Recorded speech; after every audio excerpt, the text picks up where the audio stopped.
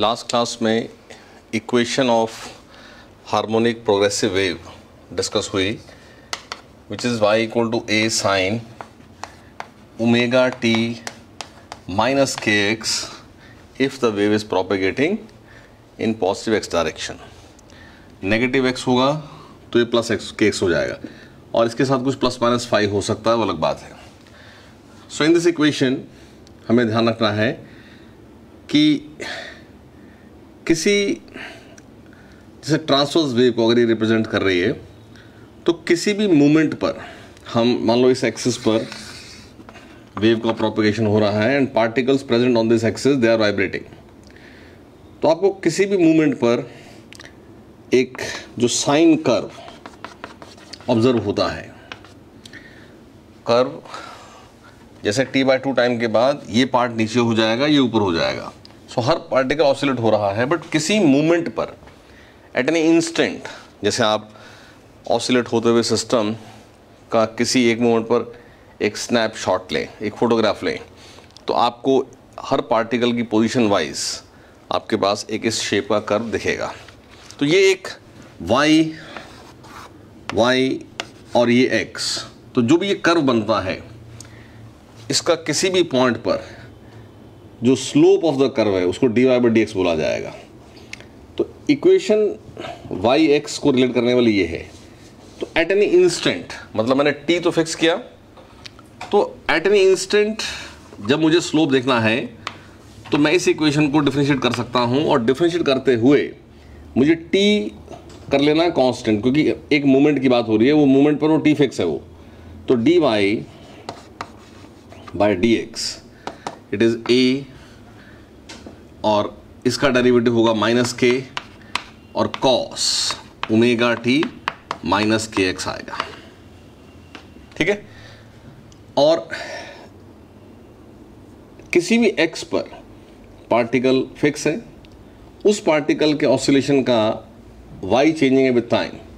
तो इसी इक्वेशन को with respect to time differentiate करें, मतलब आप एट एनी x के लिए बात कर रहे हो, एट एनी x के लिए बात कर रहे हो, तो ये dy/dt बनेगा a omega cos omega t minus के x.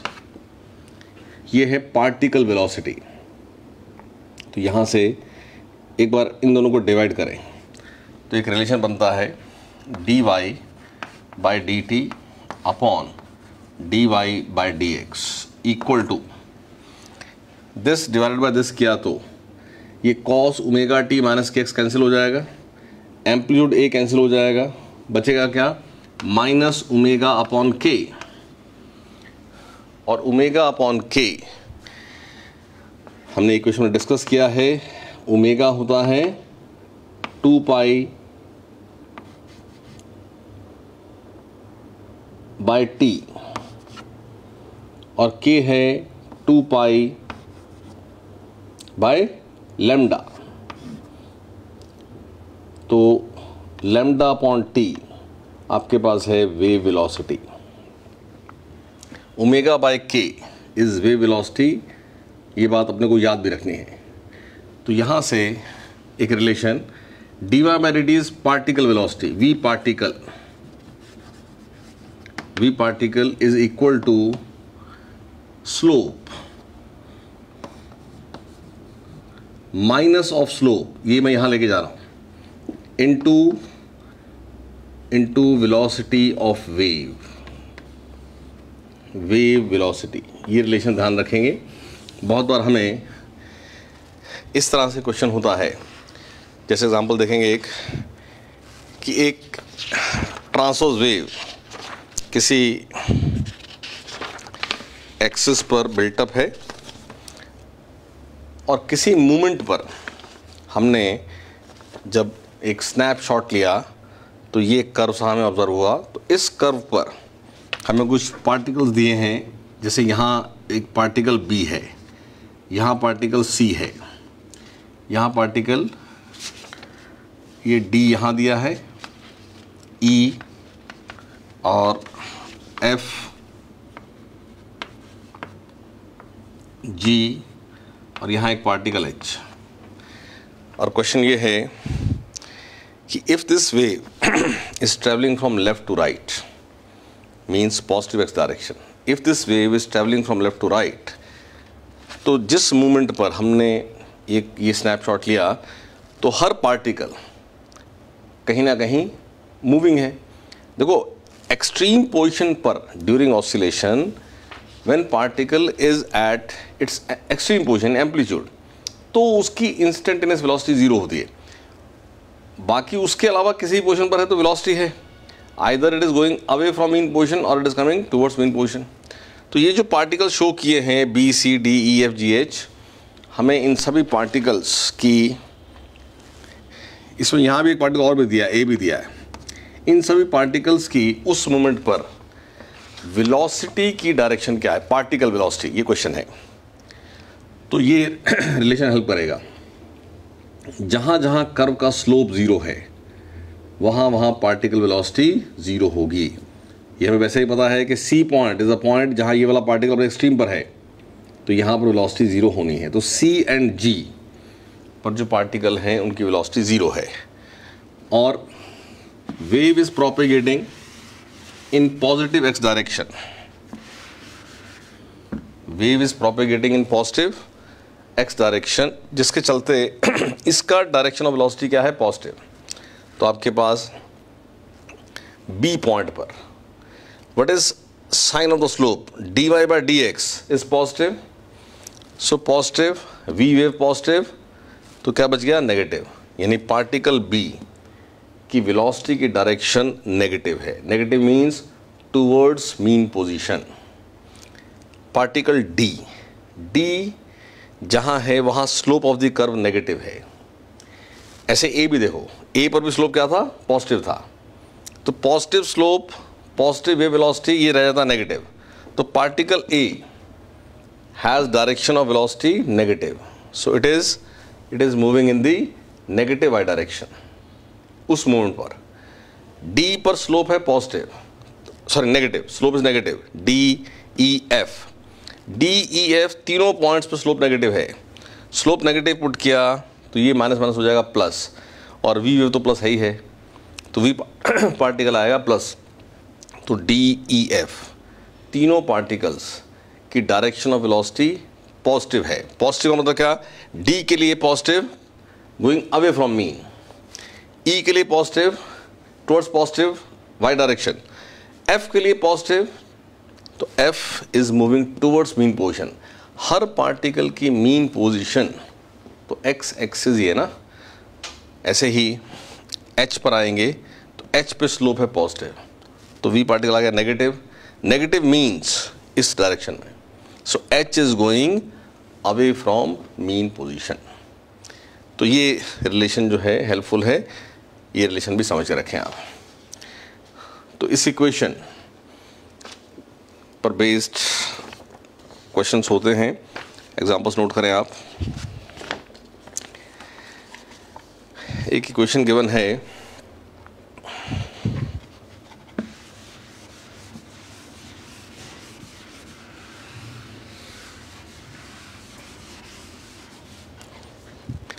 y is 10 upon pi sine 2000 t pi t minus pi x by 17. X, y are in centimeter and t is in seconds. Equation में what is this 10 by pi? This is amplitude and it is in centimeter because जो y के units होंगे वही इस amplitude के unit होंगे। Standard हमारे पास इक्वेशन जो है उससे कंपेयर करना, इसको स्टैंडर्ड इक्वेशन ये है। तो ऐसा पूछना कि इस वेव की फ्रीक्वेंसी क्या है, तो ओमेगा इज 2000 पाई, ओमेगा को लिखें 2 पाई इंटू फ्रीक्वेंसी, तो फ्रीक्वेंसी सॉल्व हो जाएगा। ठीक है। इस वेव की वेवलेंथ क्या है, wavelength k is pi by 17, pi by 17 तो वेवलेंथ इज मतलब k is 2 pi by lambda, तो लैम्डा सॉल्व हो जाएगा। अब बहुत कुछ इसी वे से इक्वेशन से, व्हाट इज वेव वेलोसिटी, ये ओमेगा है 2000 पाई और k है pi by 17, omega upon k is wave velocity, और क्योंकि x है सेंटीमीटर में तो जो लैम्डा सॉल्व होगा वो भी सेंटीमीटर में होगा, और ओमेगा बाय k से जो वेव वेलोसिटी सॉल्व होगी वो भी सेंटीमीटर पर सेकंड में होगी। What is maximum particle velocity किसी भी पार्टिकल की, it is a omega SHM, so a is 10 by pi, omega is 2000 pi. What is maximum particle acceleration, it is omega square into amplitude. देखो ये equation जिसको हम equation of wave बोलते हैं, इसमें आपने x पुट कर दिया तो ये उस पर्टिकुलर पार्टिकल के हार्मोनिक ऑसिलेशन की इक्वेशन हो जाती है। तो फिर वो सारी बातें जो SHM में पढ़ी हुई हैं आपने, वो सब बातें यहाँ पूछी जा सकती हैं। जैसे यहाँ ये भी क्वेश्चन बना सकते हैं कि जो पार्टिकल x की कोई वैल्यू दे दी जाए, जैसे फॉर एग्जांपल ऐसा कहा जाए कि at x equal to 8.5 centimetre, ठीक है, and t at t equal to से 1 मिली सेकेंड, ठीक है, कि इस पार्टिकल की इस इंस्टेंट पर वेलोसिटी क्या है, डिस्प्लेसमेंट फ्रॉम मीन पोजीशन क्या है, एक्सेलरेशन क्या है, तो आपने पहले x पुट करना है। अब x यहाँ पुट किया 8.5, तो ये बन जाएगा पाई बाय 2, यानी for this particle equation is y is 10 by pi sine 2000 pi t minus pi by 2, ठीक है। अब t पुट किया 1 मिली सेकेंड, 1 मिली सेकेंड का मतलब होता है 10 टू द पावर -3 सेकेंड, तो ये t पुट किया तो रह जाएगा 2 पाई।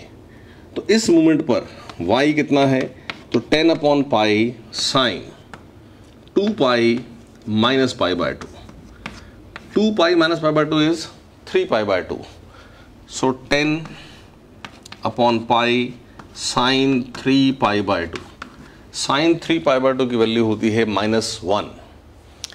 तो पार्टिकल उस मोमेंट पर अपने नेगेटिव एम्पलीट्यूड पर है, एम्पलीट्यूड पर वेलोसिटी 0 होती है। तो उस मोमेंट पर उस पार्टिकल की वेलोसिटी क्या है, ठीक है, वेलोसिटी एट एनी y आपके पास होती है omega a square minus y square, acceleration at any y होता है ओमेगा स्क्वायर y। तो अभी तो बाय चांस आपका केस ऐसा है कि आपको डायरेक्ट सब रिजल्ट पता ही है कि वेलोसिटी 0 होगी और एक्सेलरेशन मैक्सिमम होगा ओमेगा स्क्वायर a, लेकिन मान लो ये वैल्यू 1 नहीं आती है, 1 या -1, तो कोई बात नहीं है, y सॉल्व हो जाएगा और y सॉल्व होकर के आप रिजल्ट बना सकते हैं। जैसे इसी में अगर ये x 8.5 सेंटीमीटर की जगह 17 सेंटीमीटर दे दिया जाए तो ये बन जाएगा पाई, तो 2 पाई माइनस पाई, तो ये आपके पास sine pi 0, so particle is instantaneously at the mean position, so velocity is maximum a omega, acceleration is 0। तो कोई भी x दे करके आपसे ये बात पूछ सकते हैं। इसी में ये भी क्वेश्चन बनाते हैं कि इस वेव के लिए x एक्सिस पर वो पार्टिकल्स जो से 10 सेंटीमीटर सेपरेटेड हैं उनके बीच में फेज डिफरेंस क्या है। तो जो हमने इस इक्वेशन को जब डेराइव किया तो सब बात समझी थी, उसको ध्यान रखें कि ये जो kx होता है, जो यहाँ पाई बाय 17x गिवन है, इस इक्वेशन में जो kx रिजल्ट है आपके पास, ये उन दो पार्टिकल्स जिनमें सेपरेशन x है उनके बीच का फेज डिफरेंस है। तो जो x दिया जाए, जैसे मान लिया कहा जाता है कि 10 सेंटीमीटर सेपरेशन में क्या फेज डिफरेंस है, तो phase difference for any x is pi x by 17, so when x is 10 तो it is pi into 10 by 17।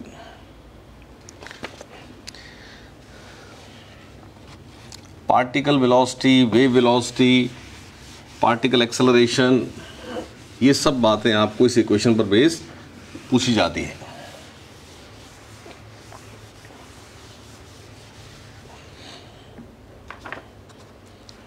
Next note करें क्वेश्चन। एक इक्वेशन गिवन है, wave equation y equal to 8 sine 2 pi 0.1x minus 2t। और क्वेश्चन है कि यहाँ x and y, x y are in centimetre and t in seconds. ठीक है। So what is the phase difference between two particles separated by 2 centimeter in the x direction? Separated by 2 centimeter. तो यहाँ what is k part? ये 2 pi common लिया हुआ, मतलब k की value 0.1 नहीं लेनी है, k की वैल्यू है 2 pi into 0.1. So as k is 2 pi into 0.1 and phase difference between two particles separated by x का आंसर होगा kx। सेपरेटेड बाय x का आंसर होगा kx। तो जो भी दिया है 2 सेंटीमीटर, तो k आपके पास है, इसमें x सेंटीमीटर में है, वो ध्यान रखना है, क्योंकि अगर ये गिवन होगा ना कि x मीटर में है, तो आपको फिर जो भी x मल्टीप्लाई करना है वो मीटर में ही करना है। तो k इंटू 2 सेंटीमीटर आपका आंसर हो जाएगा। नेक्स्ट है velocity of sound waves in air is 330 meter per second. Full stop. For a particular sound in air, a path difference of 40 centimeter is equivalent to a phase difference of 1.6 pi. What is the frequency of wave? तो आपको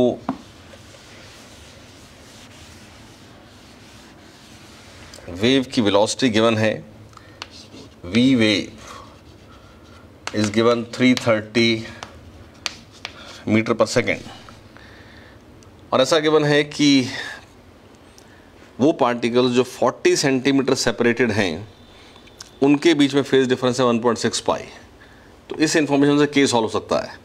1.6 pi is kx और x कितना है, x है 40 centimetre. 1.6 पाई और ये 40 centimetre, मैं इसको मीटर बना रहा हूँ 0.4, तो 0.4 से सॉल्व होकर के k आ जाता है 4 पाई। और ओमेगा बाय के, ओमेगा बाय के क्या होता है, वेव वेलोसिटी, वो गिवन है 330। सो omega is k into v. What is omega? Omega is 2 pi into frequency, 2 pi f. तो k सॉल्व किया आपने 4 पाई, v है 330, तो 2 पाई से कैंसिल हो गए 2, तो f आ जाता है 660 hertz. Clear? Next, what is the distance between 2 points? What is the distance between 2 points differing in phase by 60 degree on a wave having wave velocity 360 meter per second and frequency 500 hertz?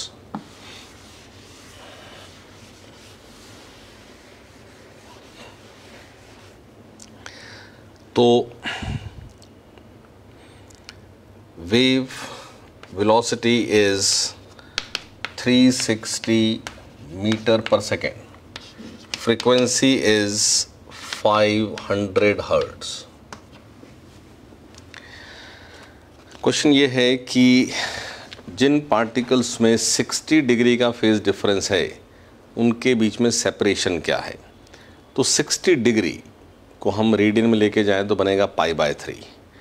तो कोई भी phase difference अगर separation x है तो kx होता है। तो π/3 now k is not known but k is ω/k is v, so ω/v is k, omega is 2πf, so π/3 is equal to kx, x ढूंढना हमें तो k पुट करें 2π into 500 2πf upon wave velocity 360 into x। तो यहां से ये pi cancel होकर now you can solve x। हमने ये मीटर पर सेकंड लिया हुआ है तो आपके पास आंसर मीटर्स में आएगा। नेक्स्ट इक्वेशन गिवन है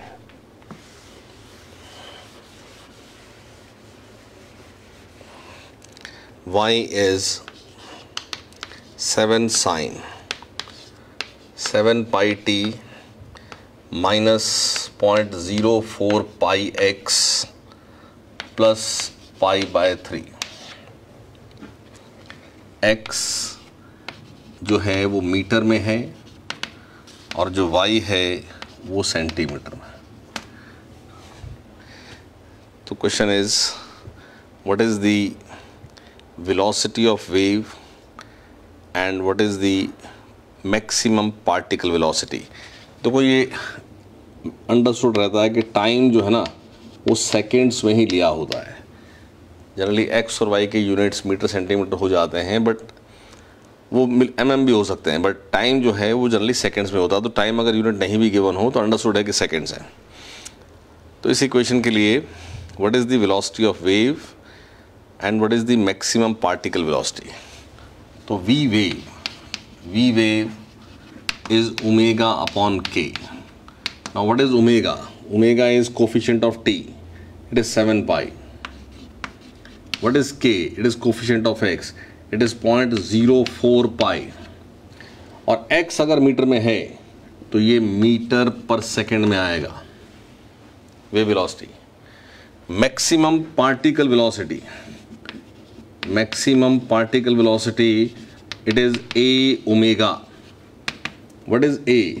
7 centimeter because y is in centimeter, and what is omega? It is 7 pi। तो ये सेंटीमीटर पर सेकेंड ये आएगा आपके पास maximum particle velocity. Next again equation y is 60 cos 1800t minus 6x, where x is in meter but y is in micron। Micron का मतलब होता है 1 micron is 10 to the power minus 6 metre. ठीक है, 1 micron is 10 to the power minus 6 metre. तो question है what is the ratio of maximum particle velocity to wave velocity. Maximum particle velocity और wave velocity का ratio ये है a omega और v wave होता है ω/k। यानी जो आपका आंसर है वो है a इंटू के। Now what is a? a is 60 micron और k है 6 पर मीटर। तो इस रेशियो में आपको यूनिट सेम करना पड़ेगा। तो a देखो दो वेलोसिटीज का रेशियो है तो रेशियो तो यूनिट लेस ही है ना, तो ये भी मीटर में और वो तो पर मीटर ही है। तो ये 60 माइक्रोन तो ये होगा 60 into 10 to the power minus 6 और जो k है वो है आपके पास 6, k इज 6 पर मीटर। तो ये आंसर हो जाएगा। नेक्स्ट, इस तरह से ही वेरियस वेव्स की equations 10 to the power -4 sin 100t minus x by 100 ऐसा लिखा है मीटर। इसका मतलब जो y है इट इज़ इन मीटर्स, ठीक है, और x भी गिवन है मीटर में, x is also in metre. तो क्वेश्चन है what is wave velocity? Wave velocity is omega by k, omega is 100 and k is 1/100। तो ओमेगा बाय k से आप वेव वेलोसिटी बनाएंगे और x का यूनिट डिसाइड करेगा कि वेलोसिटी का यूनिट क्या है। Next question, A wave travelling along a stretched string, a wave traveling along a stretched string is given by y equal to 3 cos pi into 100t minus x, 100t minus x. What is its wavelength? ये question है what is its wavelength. तो x का coefficient क्या है? x का coefficient k होता है ना, तो ये पाई बाहर कॉमन लिया हुआ है, तो पाई अंदर चला जाएगा, तो यहाँ k इज पाई और k होता है 2 पाई बाय लैम्डा, तो लैम्डा इज 2। अब जो आपका यूनिट रहेगा x का वही यूनिट लैम्डा का आ जाएगा। अगर कहा है कि x इज इन मीटर तो lambda is 2 metre, x is in centimetre तो lambda is 2 centimetre. Next, a transverse wave of amplitude 0.5 metre, wavelength 1 metre and frequency of 2 Hz is propagating in a string in the negative x direction. Is propagating in a string in the negative x direction. What is the equation of wave?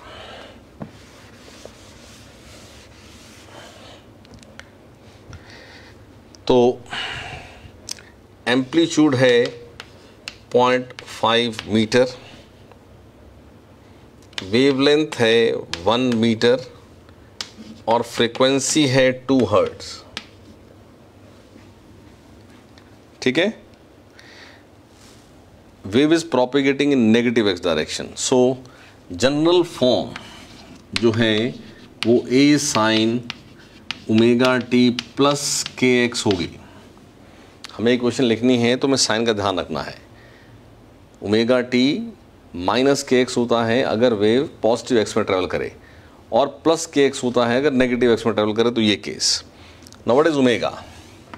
Omega is 2 pi f, f is given 2 hertz, so omega is 4 pi. What is k? K होता है 2 pi by lambda, lambda is given 1, तो k is 2 pi by 1। Amplitude is 0.5 metre, तो y equation is y equal to 0.5 sine 4 pi t plus 2 pi x, ठीक है।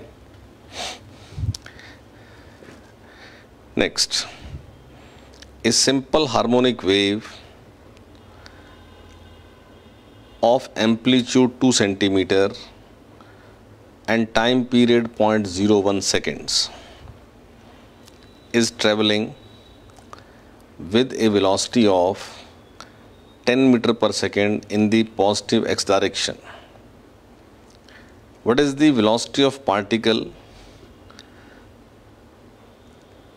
which is at x equal to 150 centimeter, comma at t, instant बताना पड़ेगा ना, at t equal to 3 seconds. यानी हमें पहले wave की इक्वेशन लिखनी है और फिर वहाँ से ये सब जो पूछा है वो सॉल्व होगा। तो वेव का एम्पलीट्यूड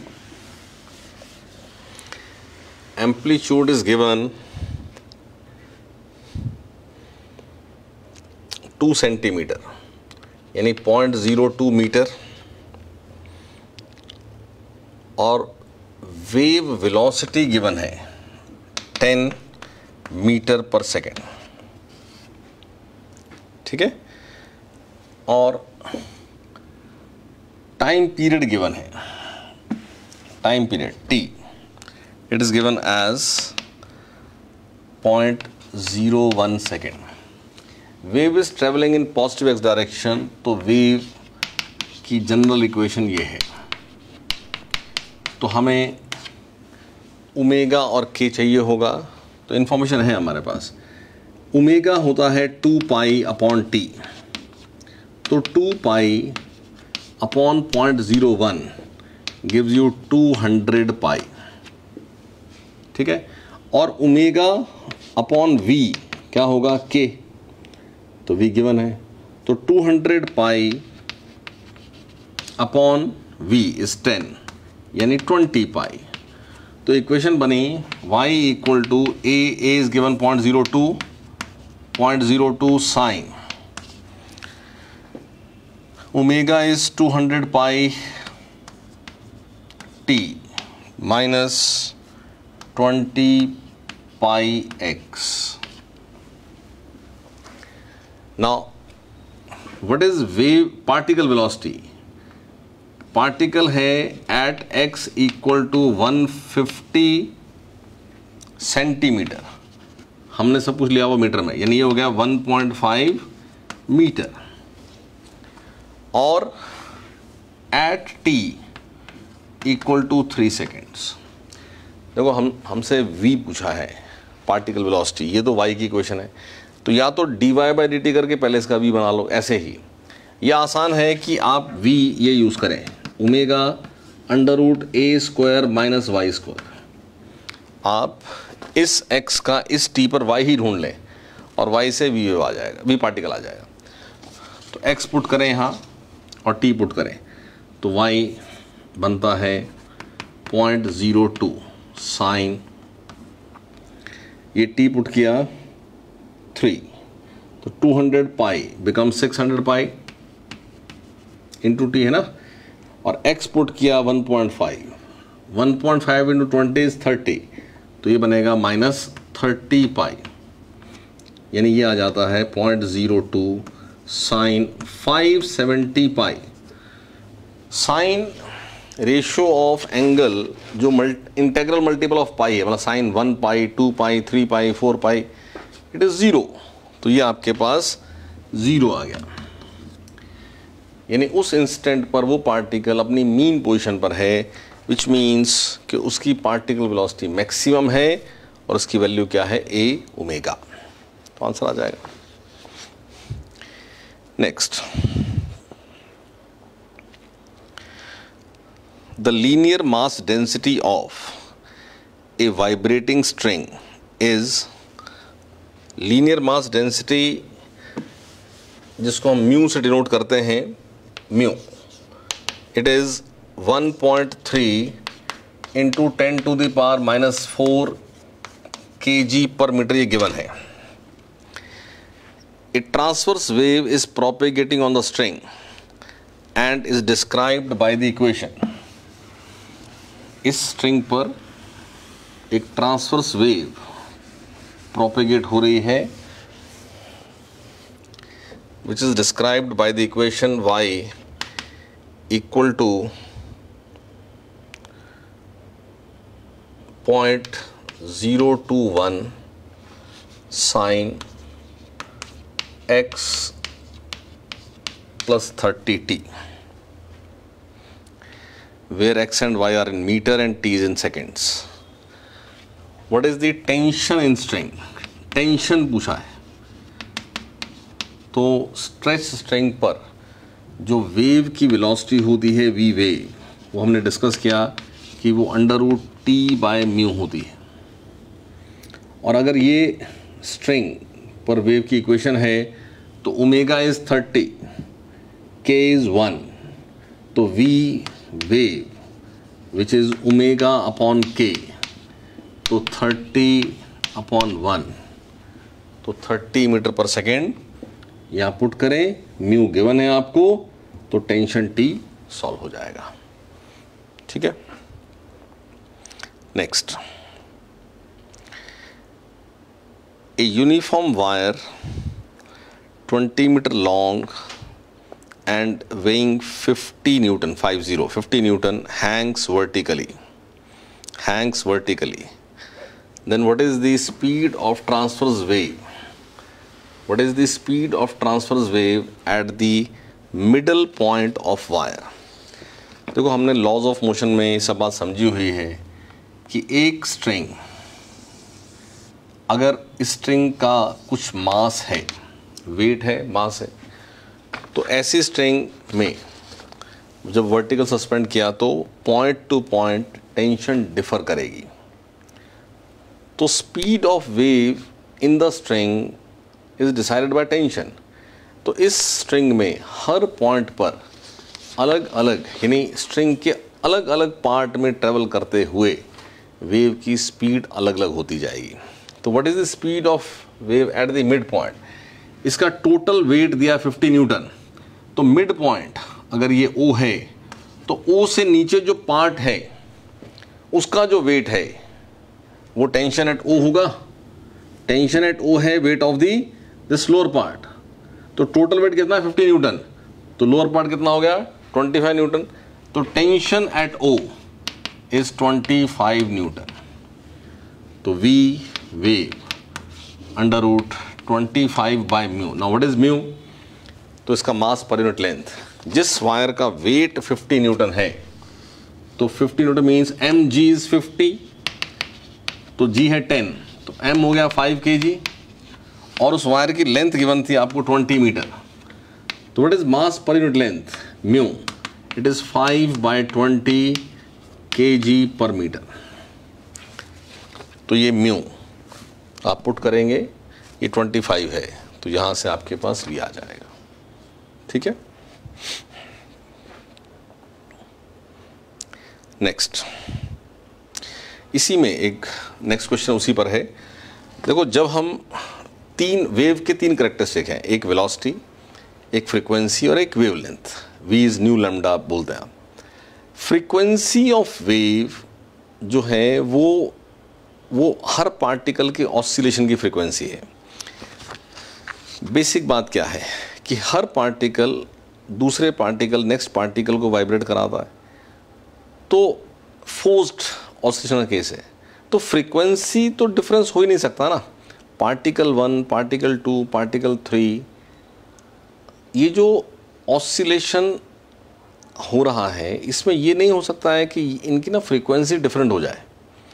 हाँ, प्रोपेगेशन जो x हो रहा है dx बाई dt, वो इस पार्ट में अलग है, इसमें अलग है, इसमें अलग है, तो आपके पास फ्रीक्वेंसी हर पॉइंट पर सेम ही रहेगी। और अगर v डिफरेंट है तो फिर हर पार्ट में वेव की वेवलेंथ बदल जाएगी। ठीक है, तो ध्यान रखना है। नेक्स्ट क्वेश्चन में उसी वेवलेंथ के बारे में पूछा गया है। नोट करें statement, a uniform rope of length 12 metre and mass 6 kg hangs vertically from a rigid support. Hangs vertically from a rigid support. Full stop. A block of mass 2 kg is attached to the free end of rope. Block of mass 2 kg is attached to the free end of rope. Full stop. A transverse wave of wavelength 0.06 meter is produced at the lower end of rope. What is the wavelength of pulse when it reaches the top of the rope?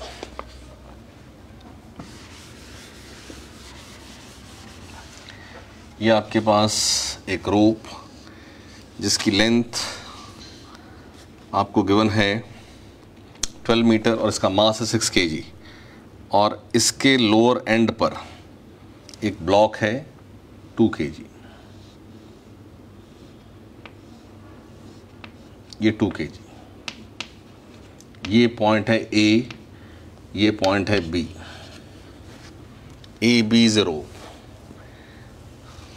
तो 6 kg। तो वहाँ से क्या समझ में आता है कि A पॉइंट पर जो टेंशन होगी रोप में, इस रोप में ए पॉइंट पर वेट सस्पेंडेड है 2 kg, तो टेंशन एट ए होनी है 2G, और बी पॉइंट पर कितना वेट सस्पेंडेड है 6 kg रोप और 2 kg ब्लॉक, तो टेंशन एट बी कितना है, वो है 8G। तो क्लियर है कि वेलोसिटी या स्पीड ऑफ वेव ए पे और बी पे डिफरेंट होनी है। नाउ फ्रीक्वेंसी सेम होनी है, फ्रीक्वेंसी जो ए पर है वही फ्रीक्वेंसी बी पर है, which means from v equal to nu lambda, v at a upon lambda at a is v at b upon lambda at b। आपको लैम्डा एट a गिवन है, lambda at a is given 0.06 metre, lambda at b question है हमारा। तो यहां से क्योंकि v equal to √T/μ है और म्यू क्या है, वो कांस्टेंट है थ्रू आउट, तो ये अंडर टेंशन आ जाएगा, तो ये आपके पास under tension A under tension B, तो tension A is 2G, tension B is 8G, lambda A given है 0.06 मीटर, लैम्डा B आपसे पूछा है, हो जाएगा सॉल्व। और जो हमारे पास इक्वेशन है to express the wave, harmonic wave, वो है y equal to a sine omega t minus kx। और ये इक्वेशन ट्रांसवर्स वेव हो या लॉन्गिट्यूडनल वेव हो, दोनों को ही रिप्रेजेंट करने के लिए यूज़ होती है। लेकिन लॉन्गिट्यूडनल वेव में जो ऑसिलेशन है वो डायरेक्शन ऑफ प्रोपेगेशन के पैरेलल होता है, यानी जो y है वो x के ही अलोंग होता है, ठीक है। और जैसा हमने फॉर्मेशन ऑफ लॉन्गिट्यूडनल वेव्स जब डिस्कस किया था, तो वहाँ ये पॉइंट डिस्कस किया था कि वहाँ कंप्रेशन रेयरफेक्शन बनते हैं, प्रेशर का वेरिएशन होना, और वो वही पीरियोडिक है। जैसे किसी पॉइंट पर अभी कोई प्रेशर P था, फिर ये P से बढ़ के P प्लस P0 हो गया, P0 is the maximum pressure, तो ये कंप्रेशन पॉइंट हो गया। P प्लस P0 से फिर P हो गया, फिर P से फिर P माइनस P0 हो गया, तो रेयरफेक्शन हो गया। यानी जब भी लॉन्गिट्यूडनल वेव एस्टैब्लिश होती है तो आपके पास प्रेशर का वेरिएशन होता है। आप इसको दोबारा से समझ लें बात को। जैसे ये x एक्सिस था, ठीक है, ये पार्टिकल 1, ये पार्टिकल 2, ये पार्टिकल 3, और सपोज ये पार्टिकल्स इतने डिस्टेंस पर हैं कि 1 से 2 पहुंचने में T/4 टाइम लगता है और 2 से 3 भी T/4 लगता है, यानी ये आपस में इनका सेपरेशन λ/4 है। तो उसका मतलब होगा कि इन दोनों के बीच में 1 और 3 के बीच में फेज डिफरेंस है पाई का, ठीक है। तो जिस समय 1 अपने पॉजिटिव एक्सट्रीम पर होगा, यानी यहाँ होगा, उस समय 3 अपने नेगेटिव एक्सट्रीम पर होगा, यहाँ होगा, तो उस मोमेंट पर इस पोजीशन 2 पर प्रेशर मैक्सिमम होगा। अब ये पार्टिकल 1 और 3 ऐसे ऑसिलेट हो रहे हैं, तो जिस समय ये यहाँ होंगे, ये अपने पॉजिटिव एक्सट्रीम या नेगेटिव एक्सट्रीम, तो इस पॉइंट पर प्रेशर हो गया P प्लस P0। जब दोनों ये वापस मीन पर आ जाएंगे, एक ही मोमेंट पे आना उनको, तो प्रेशर हो जाएगा P, और जब दोनों ये जाएगा नेगेटिव, ये जाएगा पॉजिटिव, तो यहाँ पर प्रेशर हो जाएगा P माइनस P0। यानी इनका एक्सट्रीम से मीन पे जाने का तो टाइम था T/4। तो जैसे ऑसिलेशन में displacement maximum plus A, 0 to plus A T/4, plus A to 0 T/4, 0 to minus A T/4, minus A to 0 T/4। तो ऐसे आप देखें, जब लॉन्गिट्यूडनल वेव एस्टैब्लिश हो जाती है तो at any point you check, तो प्रेशर भी वहाँ पीरियोडिकली वेरी हो रहा होता है।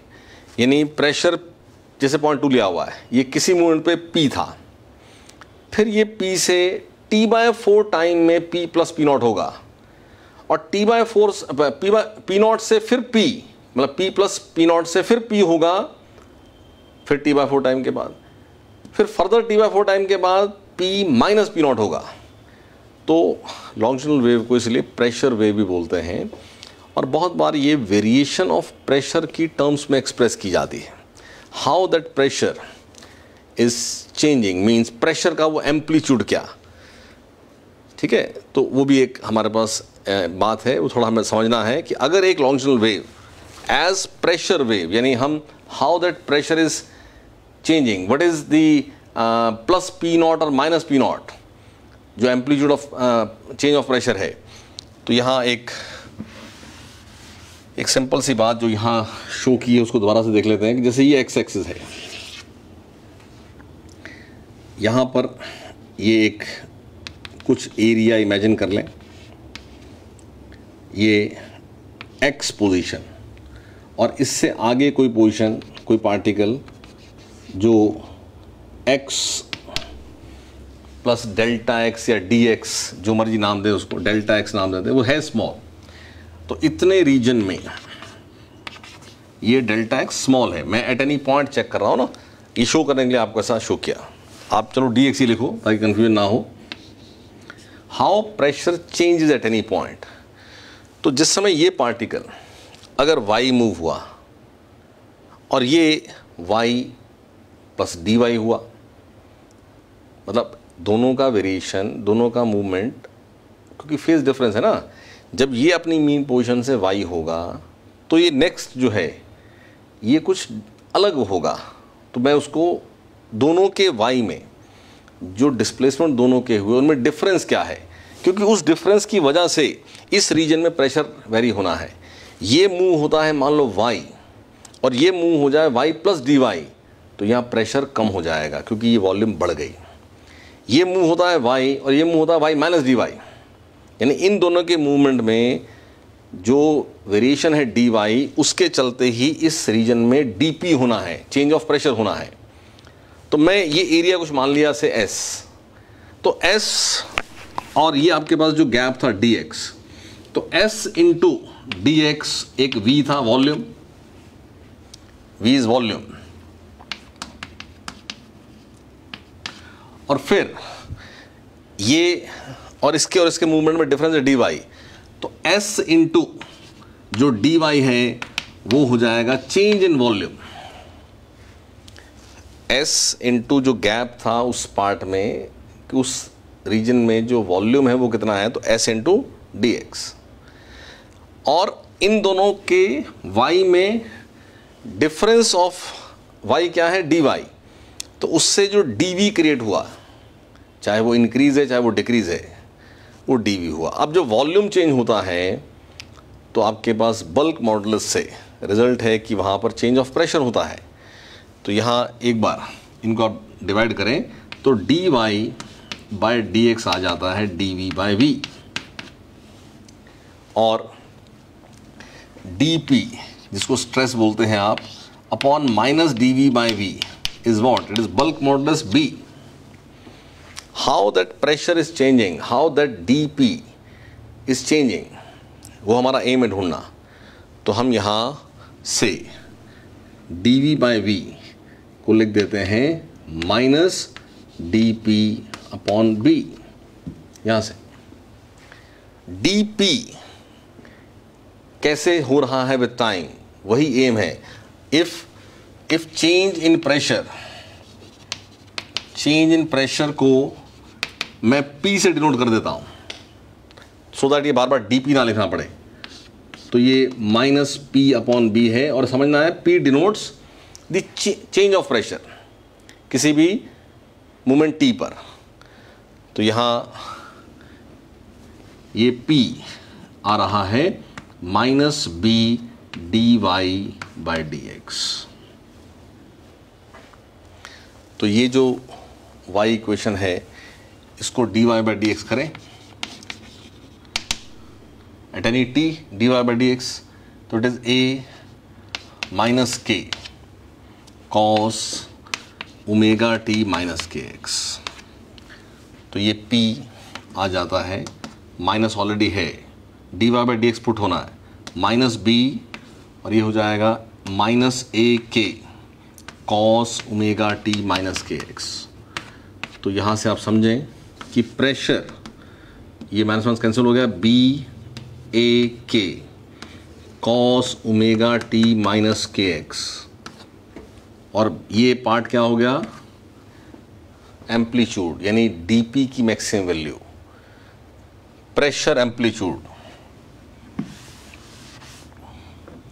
जो चेंज ऑफ प्रेशर हो रहा है उसका maximum value, pressure amplitude, let us denote it as P naught, तो it is B A K. तो इक्वेशन बन जाती है P equal to P naught cos omega T minus के एक्स। तो हमें याद क्या रखना ये सारी डिस्कशन से, ये सब जो मैंने करके दिखाया है वो कोई पूछना नहीं किसी ने आपको, आपने याद ये रखना है कि लॉन्गिट्यूडिनल वेव डिस्प्लेसमेंट की टर्म्स में भी एक्सप्रेस हो सकती है और प्रेशर की टर्म्स में भी एक्सप्रेस हो सकती है। जिस लॉन्गिट्यूडिनल वेव की ये डिस्प्लेसमेंट वेव है उसकी कॉरस्पॉन्डिंग प्रेशर वेव ये है, और जो प्रेशर चेंज का एम्पलीट्यूड है पी नॉट, जैसे मैंने शुरू में बताया ना कि प्रेशर पहले P था, फिर P से बढ़ के P प्लस पी नॉट हो गया। आप मान लो कि वो प्रेशर पहले ज़ीरो था, तो ज़ीरो से बढ़ के वो पी नॉट हुआ, फिर ज़ीरो हुआ, फिर माइनस पी नॉट हुआ। एक्चुअली वो कुछ P रहता है, उस P में dP हो रहा है, तो जब वो P ही है तो dP ज़ीरो हो गया ना, इसलिए उसको ज़ीरो बोला जा रहा है।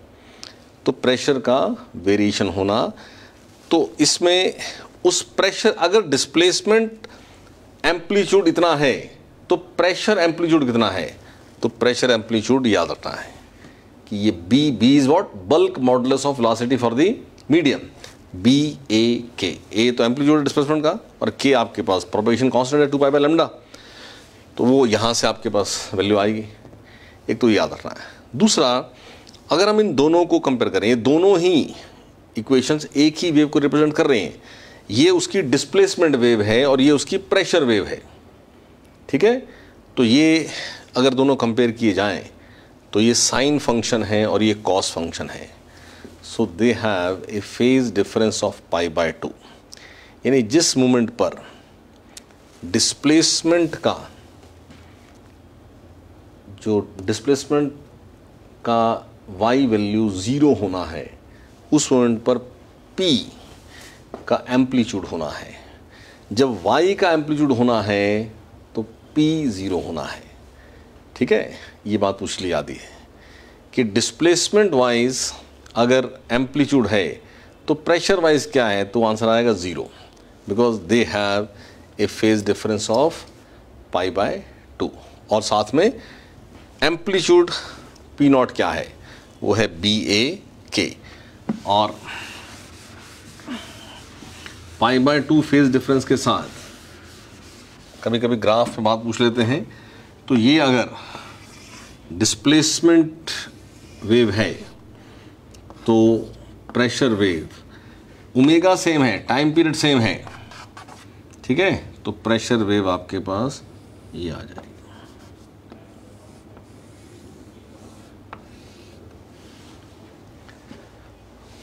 ठीक है,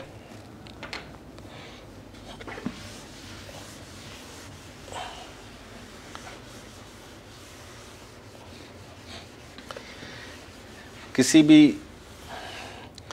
वेव, क्योंकि वो कलेक्शन ऑफ पार्टिकल्स ही है, हमने एसएचएम में ये पढ़ा है कि half m omega square a square is the total mechanical energy of an oscillating particle, जो कि ड्यूरिंग द ऑसिलेशन कभी पोटेंशियल है, कभी पोटेंशियल प्लस काइनेटिक है, कभी ऑल काइनेटिक है, ठीक है, ये बात पड़ी हुई। तो जब एक वेव हम एस्टेब्लिश करते हैं का मतलब एनर्जी ट्रांसफ़र कर रहे हैं, हर पार्टिकल जो ऑसिलेशन स्टार्ट कर रहा है उसको ये एनर्जी मिलती जा रही है। तो एक वेव में एनर्जी का प्रोपेगेशन हो रहा है, और कोई वेव एस्टेब्लिश कर दी गई तो उसमें जितने भी पार्टिकल्स हैं उन सब की एनर्जी को हम काउंट कर लें तो एनर्जी ऑफ वेव बोली जाती है। अब वेव कितने सारे पार्टिकल्स को लेकर के हम डिस्कस कर रहे हैं वो तो डिपेंड करेगा कि वेव कहाँ तक प्रोपेगेट हो चुकी है। तो एक जस्ट टर्म बनाई हुई है कि अगर मीडियम में वेव ट्रेवल कर रही है, यानी पार्टिकल्स ऑफ द मीडियम को ऑसिलेट करा दिया गया है, तो what is the energy density of wave, means what is the energy of the wave per unit volume, यानी उस मीडियम में यूनिट वॉल्यूम में जितने पार्टिकल्स वाइब्रेट हो रहे हैं जिसको हम वेव बोल रहे हैं, उन सब पार्टिकल्स की टोटल एनर्जी को बोला जाएगा एनर्जी डेंसिटी ऑफ वेव। तो उन सब पार्टिकल्स का मास ऐड किया तो वो तो सब मास, क्योंकि ओमेगा और ए तो सेम ही है, तो सबका मास यानी unit volume of the medium का मास वो तो डेंसिटी होता है। ठीक है, तो इसी में जब हम energy density of wave term बोलेंगे तो एनर्जी डेंसिटी ऑफ वेव का मतलब हो जाएगा energy carried by wave per unit volume, और उसमें यूनिट वॉल्यूम का mass half rho omega square A square, ये बात याद रखेंगे। ठीक है, और साथ में energy carried by wave, energy carried by wave per unit area पर यूनिट टाइम को बोलते हैं इंटेंसिटी ऑफ वेव। देखो ये एनर्जी डेंसिटी है joule per metre cube, energy पर यूनिट वॉल्यूम। इसको अगर मैं मल्टीप्लाई करूं मीटर पर सेकेंड से तो ये बन जाता ना joule upon metre square second, यानी ये बन जाता है एनर्जी पर यूनिट एरिया पर यूनिट टाइम। तो energy density of wave multiplied by velocity of wave gives you intensity of wave. Intensity is watt per meter square, ये जूल पर सेकेंड हो जाएगा वाट पर मीटर स्क्वायर। तो ये रिजल्ट यहाँ से बनेगा। Now what is energy density? It is half rho omega square A square, and velocity तो v होता है आपके पास। तो इंटेंसिटी ऑफ एनी वेव, ये आपको कॉमन बात पूछी जाती है, और ध्यान देना है कि वो intensity directly proportional to A square होनी है, directly proportional to omega square होनी है। देखो मीडियम की डेंसिटी एक फिक्स वैल्यू है, मीडियम में वेव की वेलोसिटी एक फिक्स वैल्यू है। अब आप जो वेव जनरेट करेंगे उस वेव की ओमेगा वेव टू वेव बदल सकती है और एम्पलीट्यूड भी बदल सकता है, लेकिन मीडियम तो वही है ना। तो सेम मीडियम में दो वेव्स की इंटेंसिटीज कंपेयर करने की बात जब आ जाती है तो I is proportional to omega square and A square, ये ध्यान रखने की बात। और इसमें ए क्या है? ये है डिस्प्लेसमेंट एम्पलीट्यूड। तो अभी हमने जो डिस्कस किया है प्रेशर वेव, तो कभी कभी प्रेशर एम्पलीट्यूड की टर्म्स में भी इंटेंसिटी पूछ लेते हैं। तो आप डायरेक्ट यहाँ समझें कि पी नॉट आपके पास जो था वो था बी ए के, ठीक है। तो यहाँ ए स्क्वायर रिप्लेस कर दें, क्योंकि हमें डिस्प्लेसमेंट एम्पलीट्यूड नहीं प्रेशर एम्पलीट्यूड की टर्म्स में आंसर देना है। तो P naught square is what? B square A square K square. तो P naught square upon B square K square is A square. तो इस ए स्क्वायर को रिप्लेस कर दें, तो in terms of pressure amplitude ये बन जाता है हाफ रो ओमेगा स्क्वायर, और ये है P naught square upon B square K square, ठीक है, इनटू क्या है v। अब क्योंकि ओमेगा अपॉन के तो v होता है, तो omega square by K square क्या बन गया? ये हाफ रो, ऑलरेडी v था, v cube P naught square upon B square, और b by rho under root bulk modulus of velocity upon density, ये भी v होता है। तो यहां से b स्क्वायर, b भी हटा रहा हूं मैं, b स्क्वायर क्या बनेगा? b बाय रो बनेगा v स्क्वायर। तो b स्क्वायर क्या बना? बी स्क्वायर बन गया rho square into v to the power 4, तो ये बी स्क्वायर हटाएंगे तो half rho v cube P naught square upon ये आ जाता है rho square into v to the power 4, so it becomes half P naught square upon rho v. Intensity in terms of pressure amplitude. Commonly ये बात पूछी जानी है, और इस ए की जगह, ये ए क्या है, डिस्प्लेसमेंट एम्पलीट्यूड, इसकी जगह समटाइम्स प्रेशर एम्पलीट्यूड पे बात होती है. तो आपके पास डिस्प्लेसमेंट एम्पलीट्यूड और प्रेशर एम्पलीट्यूड का ये रिलेशन था, उस रिलेशन से आप यहाँ तक पहुँचते हैं. ये मैंने क्यों रो और वी की टर्म्स में बात की, क्योंकि रो और वी मीडियम के लिए फिक्स हैं. तो यहाँ भी अगर आप दो वेव्स कंपेयर करोगे तो इंटेंसिटी जो है वो प्रेशर एम्पलीट्यूड स्क्वायर के प्रोपोर्शनल हो जाएगी.